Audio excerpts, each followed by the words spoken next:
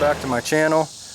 Today I'm going to be doing something I've been wanting to do for quite a while, and that is just to feature some of my restored tractors that I have done. If you followed my channel for any length of time, you know that I have a lot of videos on how to work on them, especially the Ford tractors. But today I just want to take the time to kind of spotlight or show off my little Massey Harris Pony here, and not only give you some stories about the restoration, but just the specs on the tractor, the model itself. So if you like old tractors, stay tuned. Alright, this is my 1952 Massey Harris Pony. I restored this tractor back in '99. Actually, I think I got it completely done in the fall of 2000. I started the restoration on this when I was in high school. This was the first tractor that I can say that I really restored.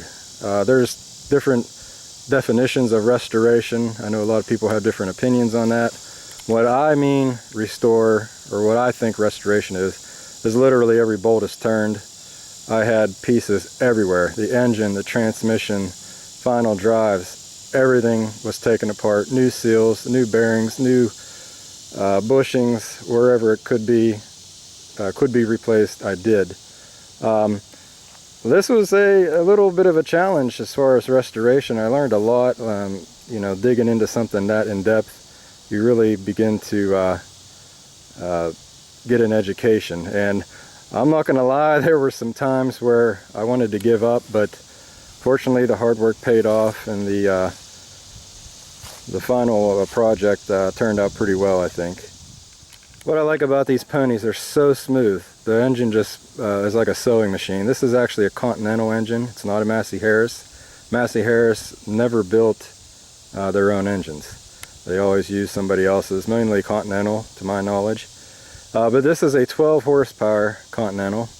It's actually, I think, 11.62, but we'll be nice and round up and say it's 12 horsepower. It's 62 cubic inches. Not very big, but don't let it fool you. It can carry its own weight. I've even been out in little dead weight pulls that shows, you know, just for fun, and it's pulled way more than its weight. Actually, it'll break traction before you run out of power. It's got a maximum RPM of 1800. She screams, but again, it sounds so nice and smooth. Just a real pleasure to drive. It's got a 3-speed transmission. If you're in a hurry, this probably isn't the tractor for you. It only goes about 5 miles an hour top speed, but still, it's a pleasure to drive. Something unique about these engines when rebuilding it, and I don't know of any other engine like this. If you do, comment below, but the bore, or the cylinder, is so small that the connecting rod, when you remove the pistons, you cannot just pull them straight up through the block like you normally would. You actually have to pull them down. You have to move the crankshaft out of the way, and to pull them the whole way down, the whole way through. Now, to get them back in, you actually have to put the piston and the connecting rod up through the cylinder without the rings, and then push it the whole way up, then put the rings on, compress the rings, and then pull them back down into the block. Kind of unique. I mean, I don't know of any other engine like that. If we look at the back here, you have a pretty simple dash. On the left, you got the amp gauge for your generator. On the right, you got the oil pressure. That switch on the left there is the ignition switch. That button down there is the starter button. You got a light switch down there at the bottom, and that little black knob is your choke. Here's a look at the 3-speed transmission. Got the little diagram there. One of the features that's nice to have is that PTO shaft there, or not the shaft, but the whole gearbox itself.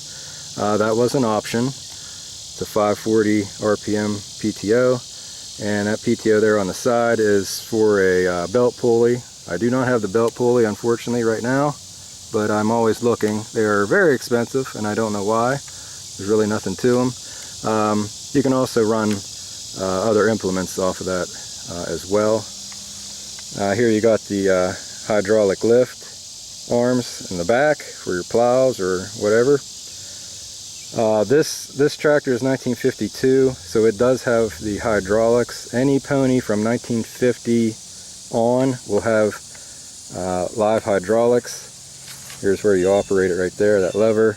If it's before 1950, you have a big lever there you pull, and you'd have to manually lift up your implements. There were a couple of different hitches available.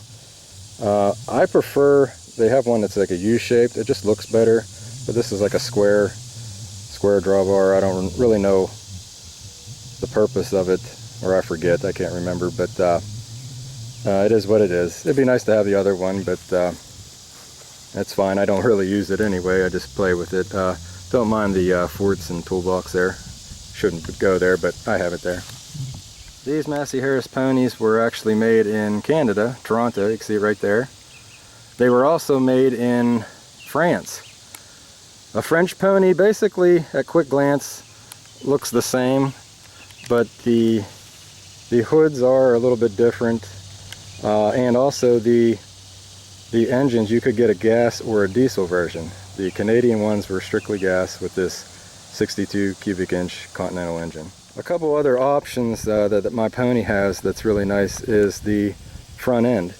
This is a adjustable front end. You can adjust the width of it. The standard front end is kind of like a U-shaped front axle. It's got a curve to it. You cannot adjust it.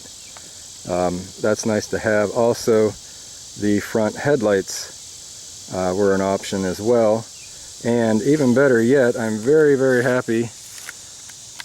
These little cast iron brackets here, very hard to find.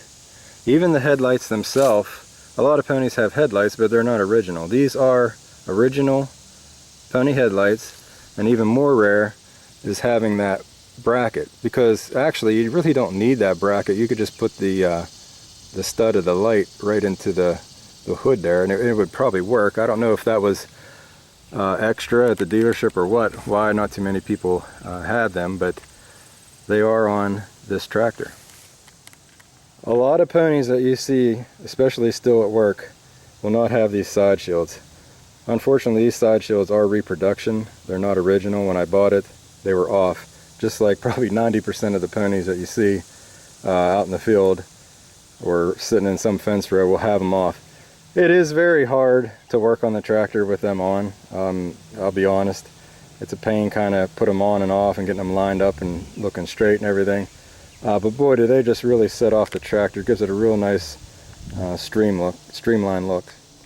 This is your toolbox. Now, I don't have the toolbox tray that sits in here. I do have the tray, but I just keep it out because I always like to disconnect the batteries and stuff when I'm not using it, and it's just easier not to have it in there. But you can take a look down in here. Like I said before, when you have to do any kind of wire work, change the batteries, the settlement bowl on the tractor, starter, if you do any kind of work on it, the side shields have to come off, unfortunately. And for a lot of people, and I understand, it was just too much of a hassle. This is Massey Harris's #1 selling tractor. They sold more than any other model. Like I said, they were made in 2 different countries. I can't remember the exact production number offhand, but they're nothing rare. But this is a great little tractor if you ever want to get into the hobby. Like I said before, they're really easy to haul. They're really easy to maintain. Very economical. I mean, this tractor will run all day on a tank of gas. I actually shut the fuel off one time and stopped it, used a stopwatch.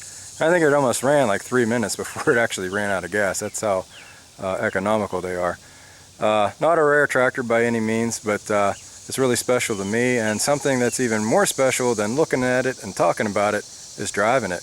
Beautiful day here in Western PA, low humidity, about 70-some degrees. Enough talking. Let's get riding.